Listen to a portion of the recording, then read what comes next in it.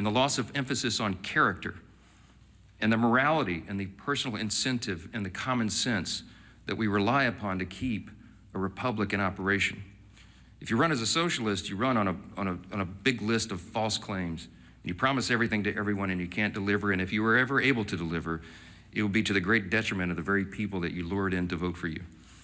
Third fact about the election on Tuesday night is that the Democrats, and you all are not writing about this, and you should be, not writing enough about it, the Democrats have now set themselves on a collision course in their own tent. If you look at Spanberger in Virginia and Sherrill in New Jersey, they tried to run as moderate pragmatists. That's how they self-described. But they will be no match for the coming communist wave taking over their party right now. The energy is on the side of the Marxists. Look no further than the top two Democrats here in Congress. We've noted this here every day. They had to bend the knee to the socialists. Hakeem Jeffries and Chuck Schumer are both from New York. The top Democrat leader in the House and the top Democrat leader in the Senate, they couldn't get around that. And so Hakeem had to ultimately embrace it. He had to give the full blessing to Mamdani and his agenda, and he co-owns it. And Chuck Schumer flirted with it. He pandered all along. He flirted with that open endorsement till the better end, even though Mamdani is an activist against Israel and an anti-Semite. Chuck Schumer is the highest-ranked Jewish official in America, and even he couldn't bring himself to disclaim that. And as we've noted here every day, the sole reason for the entire federal government being shut down now, the sole reason for all the American people suffering all this pain and hardship is because of the fear of political retribution from the far-left activists who run the Democrat Party. That is the motivation for the shutdown. It's never been about any policy issue at all. It was only so that they could show a fight and try to show that they're tough to this rising far-left activist base in the party. The old guard has been repudiated, and the radicals are taking over the Democratic Party. We have evidence now every day. Yesterday, Jared Golden announced he would not be running for re-election in the state of Maine. He's a moderate, and he has no place in his party anymore. And then this morning, you saw the headline. Former Speaker Nancy Pelosi has now announced her retirement this morning.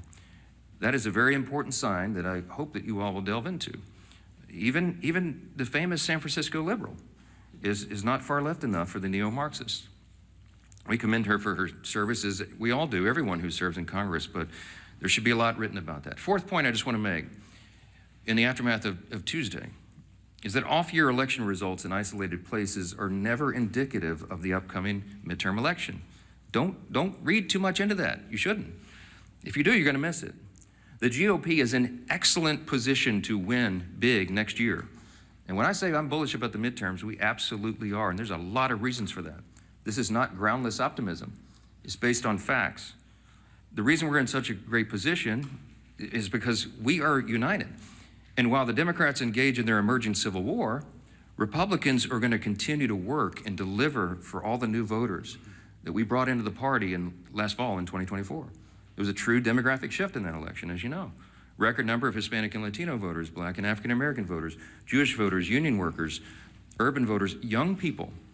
And while they say that there's this big swell of enthusiasm of young people based on what happened in New York City Tuesday night, I would give to you Exhibit A on our side. Maybe you're not noticing, but the turning point events at college campuses all around the country are setting records for attendance. You have hundreds of thousands of new young people weekly coming into the movement that are enthusiastic, young conservatives who are looking for truth, who believe in America's founding principles, and who want to be engaged. And they will be engaged in next year's midterms. The third reason is we got a very favorable map. You shouldn't miss this either. I was very bullish even before the current redistricting battles began.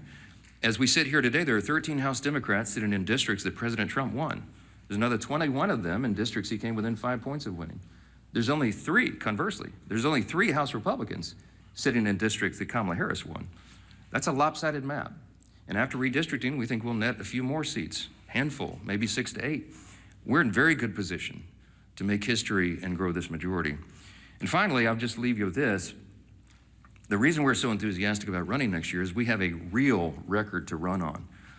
Mamdani and Democrats want to talk about affordability. We love that subject. We love it. Look at the facts. I brought some this morning. It's the Republicans who are working every day to make life more affordable for working families. And it's not a talking point for us. We are delivering. After 4 long years of skyrocketing prices under the Biden administration, we had to take over. You don't flip a switch and reverse that overnight. It takes a while to work those policies out of the system and to get the new ones in. President Trump and Republicans are delivering results for the American people that they can see and feel. To date, we've seen core inflation is nearing its lowest level in 4 years. Gas prices have fallen to a 4-year low. Prices for everyday goods continue to decline, and blue-collar workers are seeing the largest increase in wage growth in nearly 6 decades. That's the result of our policies. In Congress, House Republicans are working hand in hand with President Trump to advance his affordability agenda. It is President Trump who ran on that. It's President Trump who's delivering on that. And we are all partners in that new effort to make America great again. It begins with the economy, and we know that. We're laser focused on making a difference in the lives of hardworking American families. Here's another demonstration, the Working Families Tax Cut. It is aptly named. It's the largest tax cut in U.S. history for working and middle-class Americans. You got Bernie Sanders running around, they're talking about the billionaires. It's not this. That's the opposite of the truth. Look at the facts. That bill was written for lower and middle-class earners, and they are the ones that will feel the positive effects going into next year. We included in that, as you know, no tax on tips, no tax on overtime, real tax relief for seniors. These are the kinds of things that people feel, and they see that we're making good on our promises. We've made historic investments in American energy dominance to drive down the cost of gasoline and groceries. And we're grounding every decision we make in common sense. That's what we restored. That's what we ran on. That's what we're delivering. A return to common sense, not the woke progressive nonsense that they delivered for 4 years, not the spending like drunken sailors that drove cost up for everything with inflation. We're restoring common sense, fiscal responsibility. We're good stewards of taxpayer dollars, and we're refusing to cave right now, today, to the Democrats' wild demand to spend $1.5 trillion in new spending. That is taxpayer dollars, that's your money, that they want to spend to reopen the government. That's their counterproposal. That's why we're not having a negotiation with them. It's ridiculous. Included in the $1.5 trillion that they want to spend is $200 billion, almost $200 billion to restore health care benefits to illegal aliens. That is taxpayer money that they want to spend for that. They want to send billions of dollars back overseas for social programs in foreign countries. We're not doing that. They want to give $500 million back to the Corporation for Public Broadcasting to prop up left-leaning news organizations. We're not doing that. And by the way, in the middle of all this, they want to cut $50 billion from the Rural Hospital Fund. They can't tell you they care about health care since they put that in their proposal. We're grounding every decision in common sense. And Democrats had their chance. When they controlled Washington, look at the history, don't forget it. This was just a year ago. You know what we inherited? They left us with a 40-year high inflation, higher taxes and energy prices, and massive instability around the world. And what did they do in June of this year? This is the most recent history no one can forget. They voted against no tax on tips. They voted against no taxes on Social Security. They voted against a larger child tax credit. The Democrats in the House and Senate voted against lower energy prices, against more American manufacturing and jobs, and against lowering health care premiums by 12%. That provision, the cost sharing reduction provision, was in the House version of the Working Families Tax Cut, the big, beautiful bill. We sent it over to the Senate, and they worked to strike it out of the bill. Ask the Senate Democrats about that. Right now, they've created another mess. They've created a mess for America with this pointless government shutdown. The Democrats will tell you that they're feeling emboldened. They're feeling emboldened because they had a few blue state election results. It does not change the fact that they have walked their party off a cliff with no parachute and no path forward. The reason we're stuck right now is because of one simple fact. If they vote to reopen the government, the Senate Democrats are afraid that the radicals in their party will say that they caved. They're afraid of the retribution that will come from that. But if they keep the government shut down, they know very well, as we all do, that millions of Americans will continue to suffer as essential services remain unfunded and paychecks to federal workers continue to stay stalled. So our question for Democrats this morning is this: which constituency matters more? The loud radicals in your party or the hardworking American people. I can tell you which side the Republicans are on. 15 times we voted for the hardworking American people. And 15 times so far, the Democrats in Congress have voted for the radicals in their party. It is unconscionable to us that they've allowed it to go on this long. And at some point, all you can do is pray that common sense prevails. And that's what I've been doing a lot of. We hope and pray that there are still Democrats out there. There's just a handful. We need 5 more votes. 5 centrist, common sense Democrats in the Senate to come to those senses and do the right thing. It's time for them to put their country first. I'm delighted to introduce the next speaker, and he's a congressman from Miami. He's a former mayor of the county down there, and he has been in charge. He served as a police officer, but he was the chief of the fire department down there. I mean, the guy's resume is longer than almost anybody in Congress, and as a son of a firefighter, I always take personal delight in reminding everybody he's the only career firefighter paramedic in Congress. He's doing a great job, and he serves as vice chairman of the Republican Governance Group, one of our largest and most active caucuses I mentioned, and we're truly grateful to have him here to discuss some of these consequences of the government shutdown. Glad to have you. Carlos, come on up. Thank you. Thank you, brother. Thank you, Mr. Speaker. And if you indulge me, I think you brought me up here to talk about the shutdown, but I will stray a little bit. I'm the only Cuban-born member of Congress. That means I was born in Cuba. I was not born here in the United States. I didn't speak a word of English until I got here. I was 7 years old. And the reason I'm here is that my parents brought me here seeking freedom. Freedom from communism, freedom from a Marxist regime. And so I can tell you that I know a communist and a Marxist when I see one. They may call themselves socialists, they may call themselves a democratic socialist, but make no mistake, Mondami in New York, he's a Marxist. And the thing that bothers me is he's very proud to say, well, I'm young, I'm this, I'm that, I'm Muslim. Hey, I understand you can be proud of that. But then, if you're so proud, don't call yourself a democratic socialist. You are a Marxist. Go ahead. Tell people exactly who you are. He couldn't, and he can't because he knew he wouldn't get elected. But I hope that the people of New York do not suffer the same consequences that my homeland of Cuba has suffered. Castro and the Castro regime destroyed my homeland. They can't even keep the lights on. They don't have food, they don't have medicine, they can't keep the lights on. It's a total disaster of an island, a beautiful island that actually had the second highest standard of living in the Western Hemisphere when the regime took over.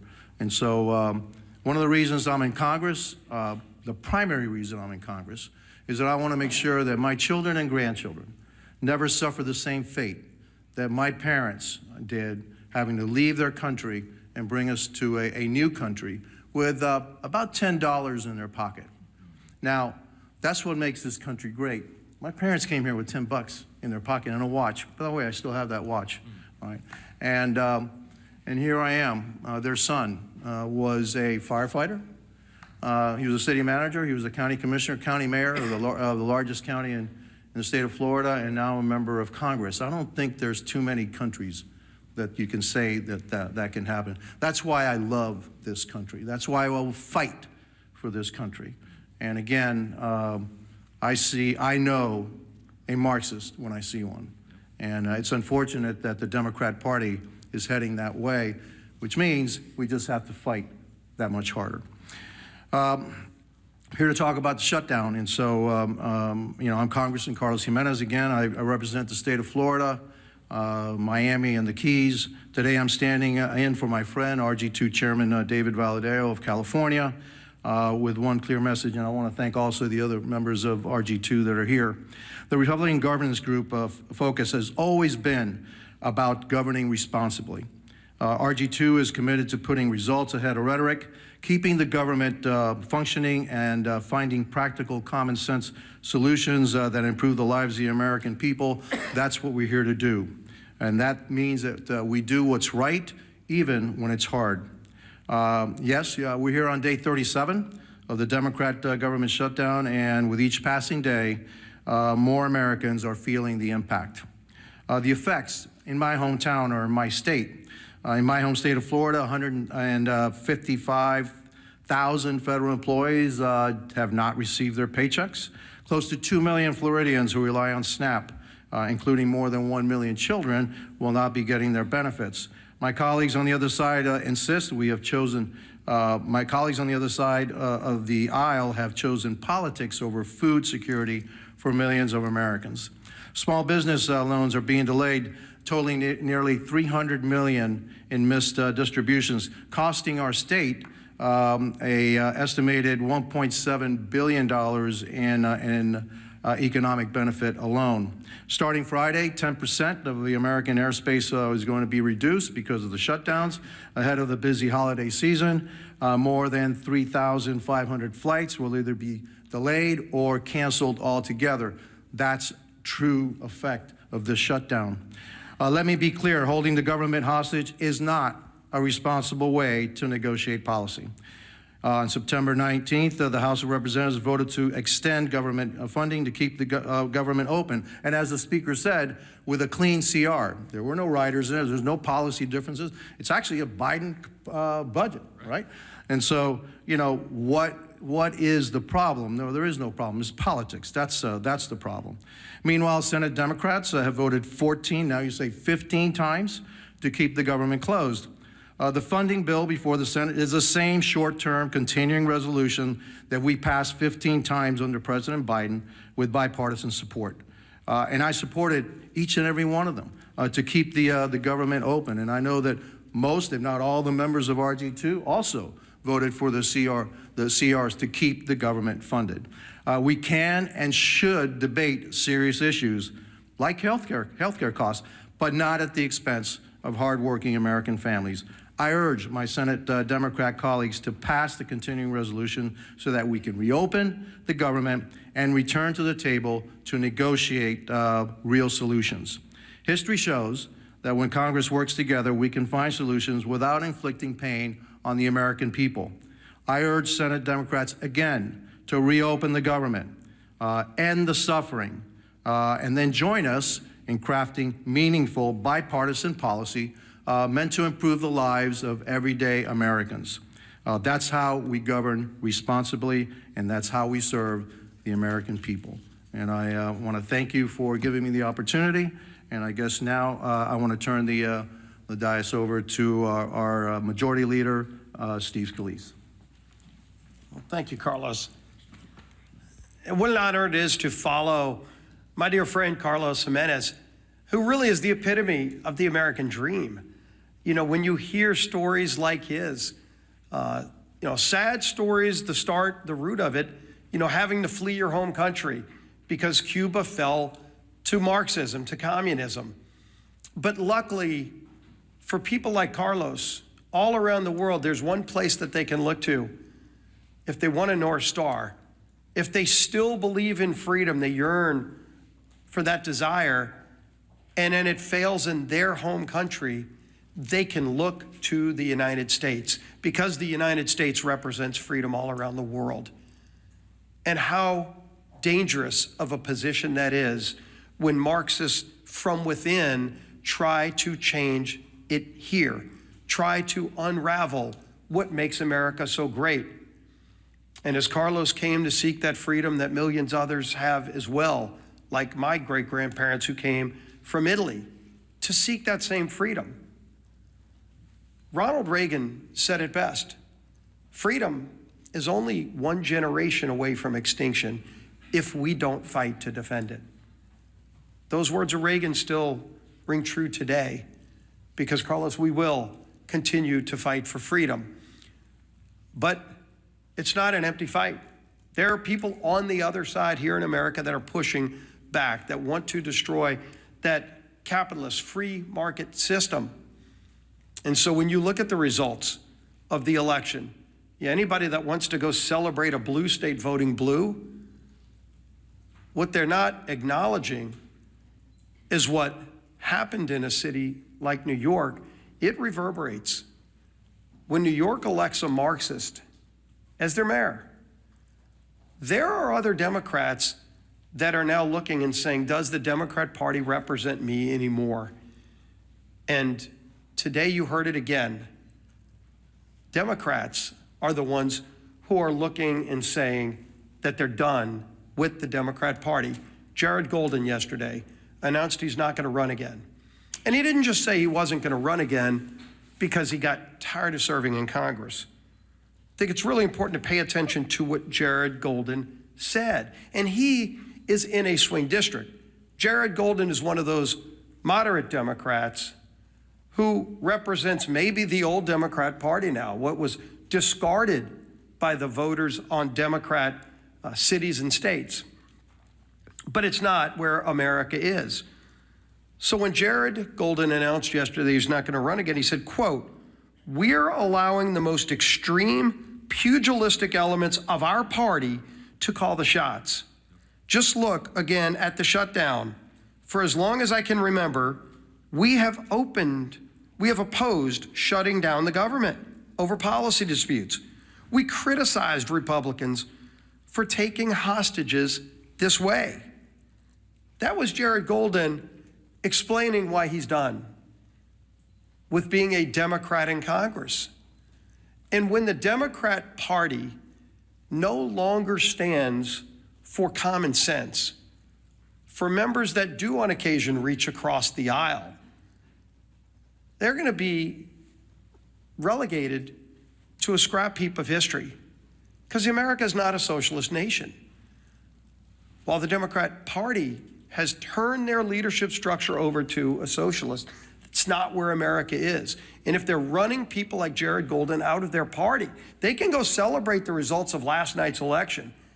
Again, if Alabama held an election also Tuesday, and gee whiz, a Republican governor was elected governor of Alabama, would anybody be writing a story about it? Of course not. So let them go celebrate New Jersey electing a Democrat governor, New York City electing a Democrat.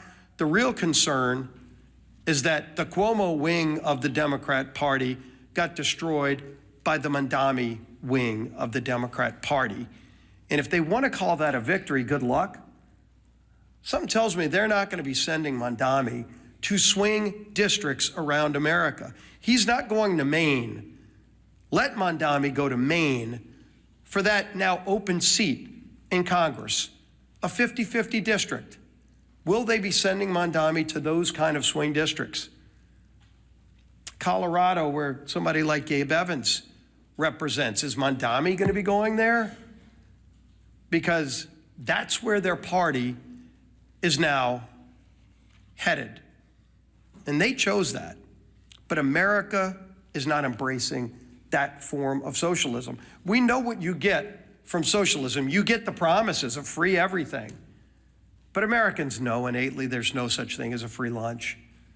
All you end up with, the results, are the hollow promises and the failures that come with those promises, because you know you get what you pay for.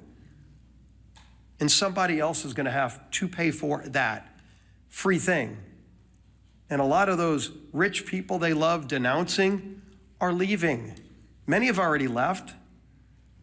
So even when they go raise taxes even more, with the highest rates you can imagine, who's going to pay those higher rates? It's not going to be the millionaires and billionaires. Many of them have already left. It's going to be hardworking families in New York City. Good news for you, you might be making $100,000 a year. By the way, a police officer married to a school teacher makes more than that in New York City. They're going to be the quote-unquote rich who get the higher taxes and the free buses and the grocery stores that are run by the government with empty shelves and expired food. That's what they're going to get. But the rest of America is not going to have it. So while Democrats keep the government shut down, and they brag about it, I mean, you heard Senator Murphy yesterday, quote, "I think we're in an enormously strong position right now." Strong position? What's so strong about taking food out of the mouths of 42 American families? What is strong about that, Senator? Sure, you can vote again today to keep the government shut down, but there's nothing strong about denying food to people who are low income and who can't afford it. That's a weak place to be. But that's what they're bragging about. when, as we saw, the Transportation Secretary yesterday said 10% of flights are going to have to be cut back because we don't have enough air traffic controllers because Democrats chose not to pay them. And so people are getting ready to go travel to see their family, hopefully, for Thanksgiving. But they're not going to be able to get that flight. They're going to have to leave a day or two earlier to drive. Maybe they won't be able to fly. But don't worry, some Democrat senator thinks he's in a stronger position because he's now leveraged Americans as pawns in some game. That's what they think this is. It's disgusting. And the American people are catching on. And so while Democrats applaud socialism being the new wave of their party, the few common sense Democrats left in their party are leaving, running for the exits. Well, you might be able to leave New York City and go to Florida or Texas or somewhere else, but if they destroy America, there's nowhere else to go. That's why we're going to fight for freedom every single day, and their approach to Marxism, socialism, whatever you want to call it, will not prevail in America. Our whip, Tom Emmer.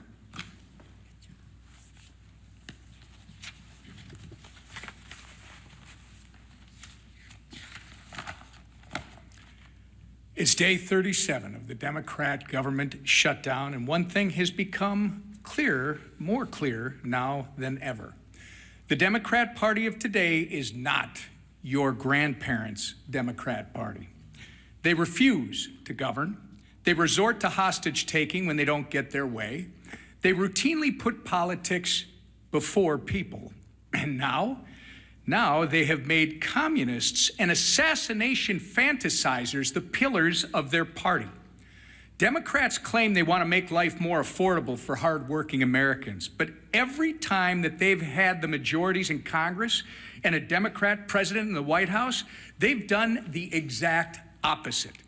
Take the American Rescue Plan under Joe Biden, for example, which was later deemed by economic experts as the, quote, original sin that led to double-digit inflation. Or look at the Affordable Care Act, which is so unaffordable, they have to pay people to use it. The Democrats have no moral high ground to stand on when it comes to good governance. They don't know what it is. And when they claim that they're fighting for you, do not believe them. Because if this shutdown has taught us anything, it's that the Democrats will willingly inflict pain on the American people if they think it gives them political leverage. Their kamikaze politicians and their constituents deserve better. In stark contrast, however, Republicans have done our jobs. We passed a nonpartisan government funding bill out of the House over a month ago.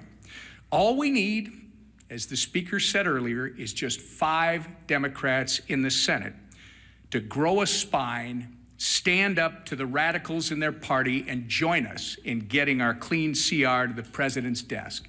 Enough is enough. It's past time for Democrats to end the political games and reopen the government for the people they were elected to serve. Our conference chair, Lisa McClain. Thank you. Well, good morning, everybody. Again, here we are. Yesterday, Americans woke up to an unthinkable reality. And Carlos touched on it earlier. A communist was elected mayor in America's largest city. How did this happen? Ask yourself, how did this happen? It happened because a small socialist portion of this country took control of the Democrat Party. A party that is now apparently united behind a socialist agenda. And slogans always seem to start with the same word: free. Free food, free rent, free buses, right? I feel like I'm at an Oprah Winfrey show. You get a car and you get a car. Well, this isn't the Oprah Winfrey show. And like many of you, my parents taught me a really good lesson when I was young. Nothing is free. Everything comes with a cost. Absolutely nothing is free. We all learned that. Look no further than the Democrats' disastrous shutdown plan. They want to give free health care to illegals. Come to our country. We'll give you, illegally, mind you, we'll give you free health care on the backs of hard-working Americans. And in demanding that, they're asking for $1.5 trillion in wasteful spending and a painful shutdown. A shutdown that has denied food assistance to 42 million American families. 42 million American families. A shutdown that has forced law enforcement to work without pay. But don't worry, I'm sure those law enforcement agents can go and get free food from their local grocery store, and somebody will pay their free rent, right? Yeah, I live in reality, not fantasy. The Democrats want to jeopardize our national security. And now, flights have been reduced by 10% at 40 of our major airports. I think air traffic, like when you get on a plane, what's next? Like your plane rides are gonna be free too? I mean, why stop at food and buses? Let's just give everything free. It doesn't work like that, people. Nothing's free. Somebody is paying. And who pays? Anybody wanna guess who pays? Hardworking taxpayers, American taxpayers. That's who pay. Nothing's free, right? Nothing is free. Look at your Republican leaders. Just compare and contrast. That's why we voted more than a month ago to actually fund the government. That's why we've been working in our districts to help those that are suffering. And that's why we are delivering real results that drive down gas prices and drive down mortgage rates and drive down the price of eggs. No one's reporting on the price of eggs anymore, right? Now, not for illegals, not for radicals, and not for communists who despise this country, but for the men and women who love America, like Carlos and his family who came over. And let's keep it that way. And let's make sure that we keep America strong every day. So to the Democrats, let me be clear. Republicans will still be there when your communist lawmakers aren't. And when your communist kingmakers finally give you permission to put Americans first again, Republicans will still be here. We'll still be here when your socialist experiment collapses, because it always does. And we'll still be standing shoulder to shoulder with the hardworking Americans who aren't demanding free groceries, free buses, free rent.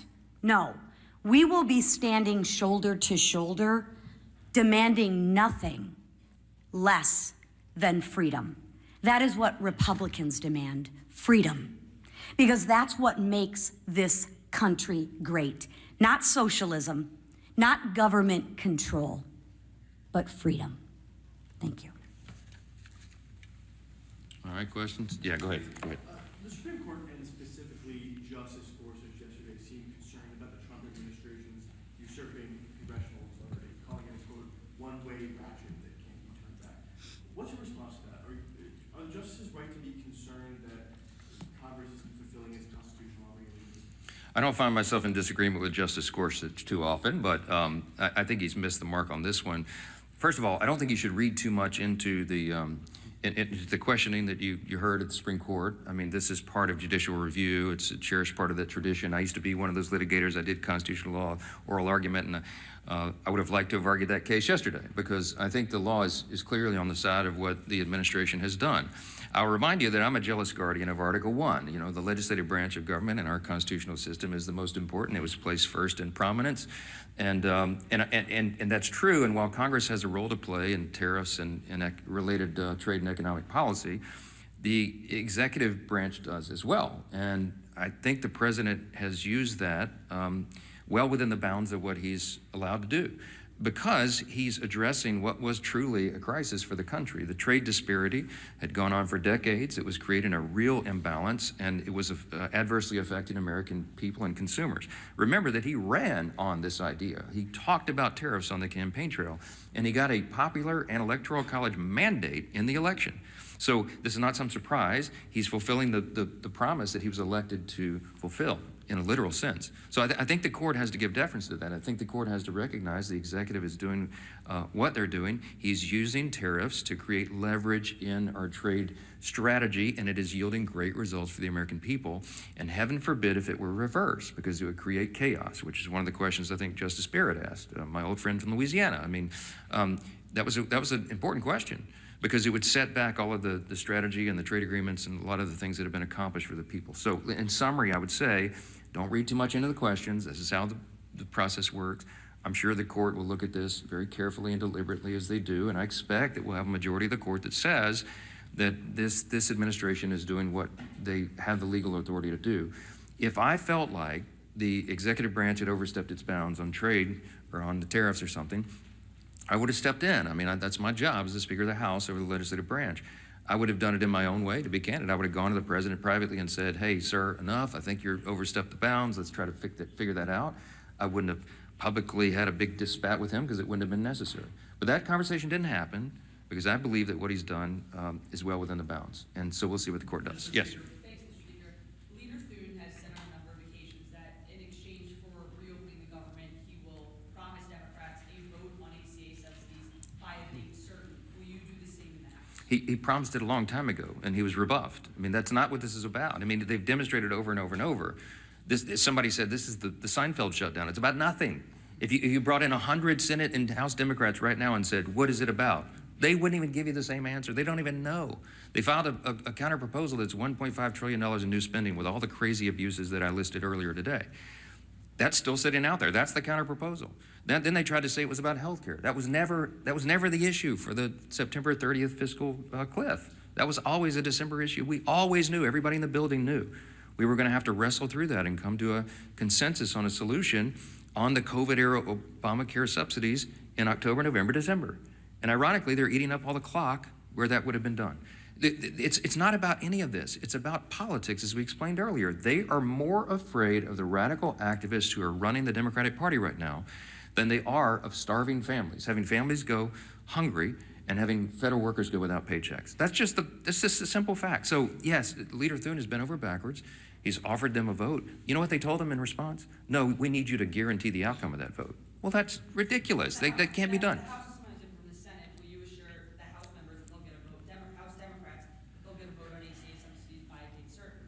No, because we did our job, and I'm not part of the negotiation. The House did its job on September 19th. I'm not promising anybody anything. I'm going to let this process play out. I'll tell you what they wanted.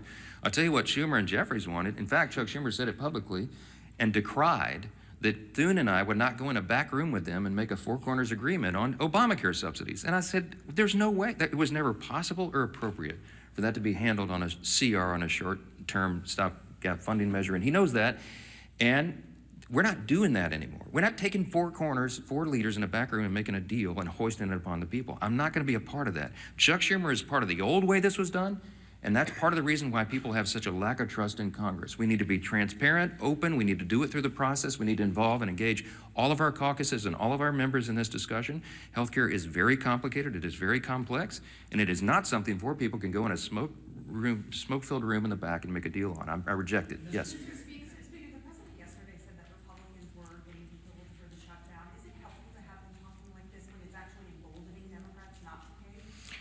Look, I've spoken with the president about it. I reminded him, as I said this morning, this was not a surprise to us. I mean, blue states elected blue leaders. I mean, yeah, so what? I mean, it would have been a huge headline if we could have had an upset there, but that was to be expected. As Leader Scalise said, I mean, you know, if the three big elections yesterday would have been in, you know, Louisiana, Alabama, and Texas, you'd have a totally different narrative, right? Or name any red state.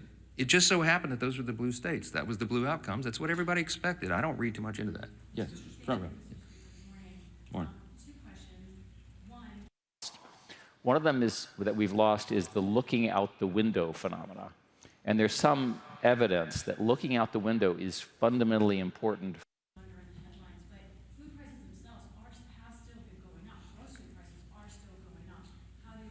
Yeah, but the USDA has reported, and all of the economists have shown, food prices always go up. There's an inflationary level that's built into grocery prices, but they're going up at a much slower pace. In other words, the economic policies, even though all the provisions of the Working Families Tax Cut have not yet been implemented, that's going to make a dramatic effect. It's going to be like jet fuel to the economy. We have all these pro-growth policies that will bring down costs, increase wages, increase jobs, and more access to the economic rung so that more people can climb up the ladder.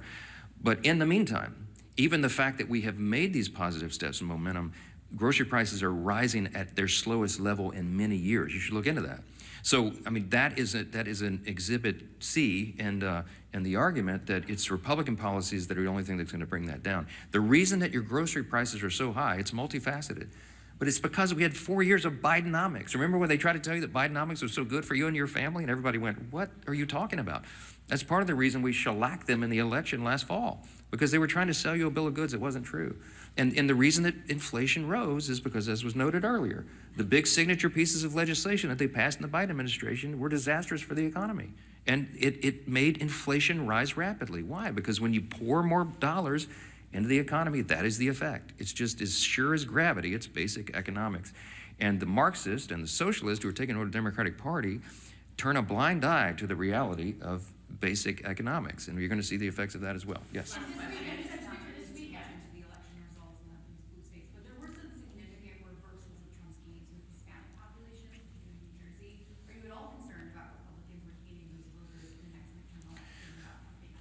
No, I do believe that the demographic shift that we were able to see and experience in the 2024 election will hold. I believe that large numbers of those new voters and these demographics that have not traditionally been with the Republican Party are with us. I will point you to the study that the Democrats themselves paid for that came out, a week or so ago, and they had, I think, hundreds of thousands of respondents to these polls. And the Democrats determined in their own analysis that they are regarded as weak, woke, and out of touch with the people, okay? That's why they lost last November, and that's why they're gonna lose this coming November, okay? As Carlos Jimenez said, as a Cuban who came here, his family immigrated here, he came here when he was 7. This is the American dream. I know that the Hispanic and Latino populations across this country understand which party is delivering for them, and they're going to feel that positive effect. They're going to feel increased wages and more opportunity, and before they get to that election next fall. And that's why we did the big, beautiful bill, the Working Families Tax Cut, so early in the year, because we wanted that to really take hold after the beginning of the year so that people will feel that. And we're convinced they will, and I think that's going to inure to our benefit. Thank you all so much.